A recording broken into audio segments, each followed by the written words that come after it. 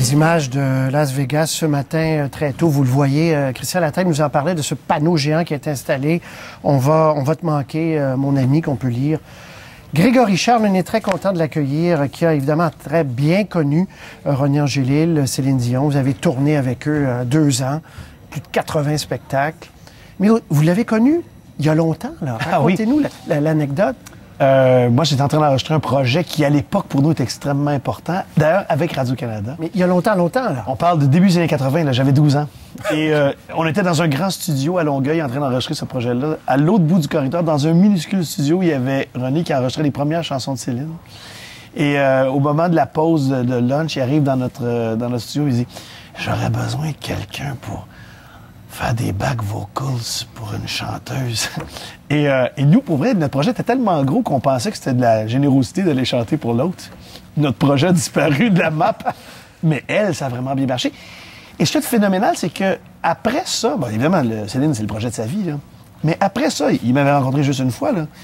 Il a toujours été intéressé à ce que je faisais. À chaque fois que je le croisais, rencontrais sur des plateaux de télé ou n'importe quoi, il me disait « Tu sais, toi, t'as un talent, il faut que tu pousses ça, cette affaire-là. » C'était pas de la frime, c'était authentiquement intéressé. Vous l'avez dit hier, et ça m'a beaucoup touché. Vous dites, il s'intéressait vraiment aux gens à qui il parlait. Il y a des grosses vedettes qui parlent que d'eux. C'était le contraire dans son cas. Il vous a appelé quand votre mère est tombée malade. Oui. Il était à l'hôpital. Moi, je suis tombé de scène il y a une dizaine d'années. J'ai ouvert les yeux après l'anesthésie. Qui était là? René Angélil. Et puis, l'affaire, c'est qu'il y en a aussi des gens qui s'intéressent à vous parce qu'il y a quelque chose qu'ils peuvent aller chercher. Mais c'est pas juste ça. Bien après être allé chercher puis avoir réussi à motiver tout le monde à donner son 250% pour Céline, parce que c'est ce qu'il réussit à faire. Tous ceux qui ont travaillé avec Céline, là, on le faisait parce que Céline a un talent extraordinaire puis qu'elle est aimable puis on l'aime. Mais on le faisait aussi parce que lui, le coach de hockey, il te faisait comprendre que même si tu étais sur le 4e trio, que tu pouvais contribuer au succès de son projet. Puis on l'a tous fait et on le fait encore volontairement pour ça. Tout le monde était important, tous les musiciens. Dans quelle mesure, on l'a beaucoup souligné hier, mais il était de tous les détails. Moi, ce qui m'impressionne, c'est que, en général, les gens qui sont dans le détail, qui sont très méticuleux, sont aussi très agressants et très fatigants. René, c'est le gars le plus cool que j'ai rencontré dans ma vie. Cool, là. Puis pas juste parce qu'il y avait un débilant, puis cool, drôle, cool, intéressé à ce qui se passe, intéressé à faire des farces, intéressé à prendre un verre, intéressé à jouer aux cartes, toujours aller au restaurant, un bon vivant, un épicurien cool. Mais dans l'arrière de sa tête, ça roulait tout le temps. Toujours en train de poser des questions. Toi, si je voulais faire ça, qu'est-ce que t'en penses? Il était toujours en train de collecter de l'information des autres. Et encore une fois, c'est une marque extraordinaire. Le gars était au sommet de la pyramide, mais quand même intéressé à ce que tout le monde avait à dire autour et comment il pouvait avoir une dialectique qui se fait là. Aller chercher des opinions. Parce que son but, c'était que son projet, Céline, réussisse. Et j'ai envie de dire, si c'était possible pour lui de faire réussir les autres, il le faisait aussi. Parce que vous avez dit, sans lui, nos rêves auraient été plus petits, là. Ah, totalement. Et vous comprenez bien ce que ça veut dire, vous exportez des spectacles. Lui, il n'y avait pas de limite, là. Il n'y avait pas de limite et il ne devait surtout pas y en avoir. Et le nombre de fois que j'ai entendu dans des meetings dire « On réglera ce qui est possible après. Réglons ce qu'on aimerait faire. » Il n'y avait jamais de limite à mettre. Et alors, quand on le côtoyait, on finissait par penser la même chose pour nous-mêmes. Bon, c'est sûr qu'il était inspiré par une chanteuse qui n'avait pas de limite. Céline, c'est une grande voix, mais c'est aussi une éponge. Elle peut faire n'importe quoi. C'est sûr que ça aide. Mais il le pensait pour les autres aussi. Alors, c'est pour ça que moi, je pense que dans le succès de Céline, évidemment, mais dans le succès de Véronique Dicker, de Arcade Fire, du Cirque du Soleil, et le cirque n'a pas besoin d'aide, là, ils sont puissants par eux-mêmes, mais je pense qu'il y a dans le succès de toutes ces entités-là, et certainement dans le mien en tout cas, aussi limité soit-il, il y a beaucoup de ce René avec les pieds sur terre, mais avec les mains tendues vers les étoiles, nous disant que tout est possible. Je vous ai entendu hier, Grégory Charles, à Franco Nuevo, à la radio, dire que vous avez été, vous, l'objet d'épisodes racistes, en tout cas au Japon notamment, pendant cette tournée-là. Racontez-nous, et que lui, oh là là, il a réagi à tout ça, évidemment. Mais évidemment, là, c'est très personnel, mais moi, je l'aime encore plus, René, parce qu'il aurait eu des raisons de juste vouloir étouffer des choses. Mais effectivement, en Asie, il y a un certain racisme. Je dirais général, pas juste pour les Noirs, pour tous ceux qui sont pas, dans le cas du Japon, tous ceux qui sont pas japonais, les gaijins. Mais ça m'est arrivé souvent pendant cette tournée-là que, oups, il n'y avait plus de place sur l'avion. Oups, il n'y avait plus de place dans l'autobus. Oups, et ça tombait toujours sur moi. Et à chaque occasion, René intervenait lui-même, était prêt à aller jusqu'aux autorités suprêmes pour dire ce qui se passe pour nous, ça va se passer pour lui. Sinon, vous allez avoir affaire à moi. Et on est 140 à pas monter dans l'avion, là. Et c'est arrivé en Asie, c'est arrivé aux États-Unis, on était sur un terrain de golf avec plein de showbiz, là. Et il y avait plein de... En plus, un amateur On vous interdit l'accès à un terrain de golf? On lui a fait comprendre, il y a des régions aux États-Unis où ça arrive encore, on lui a fait comprendre que on trouverait pas particulièrement le fun d'avoir un gars basané sur le terrain. Incroyable, quand même. Et sa réaction a été... Et la raison pour laquelle je le mentionne, c'est pas parce que ça me donne pas plus d'importance, c'est que, oui, la volonté de réussir, oui, le succès, oui, la ténacité, mais devant ça, il y avait la fraternité, la fidélité, les valeurs humaines. Et tout le monde dit la même chose. Et on l'a tous vécu dans notre fort intérieur de façon très personnelle. Il a, à un quelconque moment dans la vie de tous ceux que moi je connais qui ont travaillé avec lui, il a mis de côté son intérêt personnel ou l'avancement facile pour l'amitié puis les valeurs humaines. Et c'est pour ça qu'aujourd'hui, en fait, on est tous pleins à répéter la même chose. C'est un grand homme. Oui, un grand impresario, un grand coach, un grand artiste aussi. Mais c'est un grand homme, surtout qu'on perd. D'une extrême sensibilité. Je ne sais pas si vous aviez revu cette entrevue qu'il a donnée à Stéphane Bureau, RDI le diffusait hier. Puis à la fin, il dit, oui, nous sommes au sommet, mais les valeurs importantes, c'est mes enfants, c'est ma famille. On ne pourra pas continuer à ce rythme-là. Je sens que je vais perdre un peu de mon âme, de ce qui est important, de mes valeurs. C'était beaucoup ça aussi. Oui, moi, je pense qu'il a vraiment toujours eu peur de ça, de se perdre. Et peut-être que pour cette raison-là, il en mettait encore plus d'être bien ancré sur Terre, d'être à l'écoute et en contact, et d'être généreux. Je pense que c'était une personne généreuse de nature. Mais je pense qu'il en a mis encore plus parce qu'il fallait pas qu'il se perde, il fallait surtout pas que Céline se perde. Chapelle ardente, jeudi, Église Notre-Dame, vendredi, les funérailles. Ça va être un moment assez intense. Je pense que ça va être un moment intense. Moi, personnellement, je vis tout ça comme une célébration. D'abord parce qu'il a souffert beaucoup à la fin, puis qu'on veut jamais voir les gens qu'on aime partir.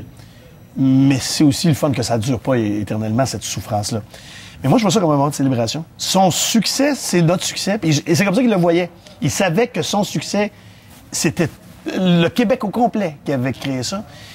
Et j'ai envie de dire, inversement, sa brillance, sa nature humaine extraordinaire, c'est aussi nous. Et il y a de quoi célébrer. En tout cas, il vous a touché, ça paraît. Moi, profondément. En plus de m'avoir donné un paquet de trucs, puis moi, j'étais assis à côté de lui dans le train, dans l'avion, puis là, il me disait, quand tu veux produire un enfant, il faut faire... Alors, moi, j'ai pas réussi à ce point-là, mais quasiment tous les jours, je entends le chef... maître. Le chef, comme ça qu'on l'appelait. On entend le chef nous dire, ça, c'est une bonne idée de faire ça comme ça. Mais toujours dans la générosité. Grégory Charles, c'est un plaisir. Merci. Merci, Patrice. À la prochaine. Salut. Pas juste parce qu'il y avait un débilant, puis cool, drôle, cool, intéressé à ce qui se passe, intéressé à faire des farces, intéressé à prendre un verre, intéressé à jouer aux cartes, toujours aller au restaurant, un bon vivant, un épicurien cool. Mais dans l'arrière de sa tête, ça roulait tout le temps. Toujours en train de poser des questions. Toi, si je voulais faire ça, qu'est-ce que t'en penses? Il était toujours en train de collecter de l'information des autres. Et encore une fois, c'est une marque extraordinaire. Le gars était au sommet de la pyramide, mais quand même intéressé à ce que tout le monde avait à dire autour et comment il pouvait avoir une dialectique qui se fait là. Aller chercher des opinions. Parce que son but, c'était que son projet, Céline, réussisse. Et j'ai envie de dire, si c'était possible pour lui de faire réussir les autres, il le faisait aussi. Parce que vous avez dit, sans lui, nos rêves auraient été plus petits, là. Ah, totalement. Et vous comprenez bien ce que ça veut dire, vous exportez des spectacles. Lui, il n'y avait pas de limite, là. Il n'y avait pas de limite et il ne devait surtout pas y en avoir. Et le nombre de fois que j'ai entendu dans les meetings dire on réglera ce qui est possible après. Réglons ce qu'on aimerait faire. Il n'y avait jamais de limite à mettre. Et alors, quand on le côtoyait, on finissait par penser la même chose pour nous-mêmes. Bon, c'est sûr qu'il était inspiré par une chanteuse qui n'avait pas de limite. Les images de Las Vegas ce matin, très tôt, vous le voyez. Christian Lattèque nous en parlait de ce panneau géant qui est installé. On va te manquer, mon ami, qu'on peut lire. Grégory Charles, on est très content de l'accueillir, qui a évidemment très bien connu René Angélil, Céline Dion. Vous avez tourné avec eux 2 ans, plus de 80 spectacles. Mais vous l'avez connu Il y a longtemps, là. Ah oui. Racontez-nous l'anecdote. Moi, j'étais en train d'enregistrer un projet qui, à l'époque, pour nous, était extrêmement important. D'ailleurs, avec Radio-Canada. Mais il y a longtemps, là. On parle de début des années 80, là, j'avais 12 ans. Et on était dans un grand studio à Longueuil en train d'enregistrer ce projet-là. À l'autre bout du corridor, dans un minuscule studio, il y avait René qui enregistrait les premières chansons de Céline.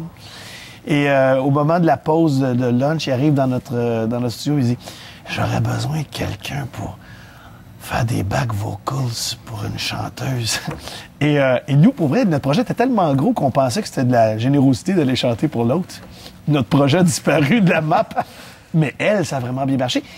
Et ce qui est phénoménal, c'est que après ça, bon, évidemment, Céline, c'est le projet de sa vie, là. Mais après ça, il m'avait rencontré juste une fois, là.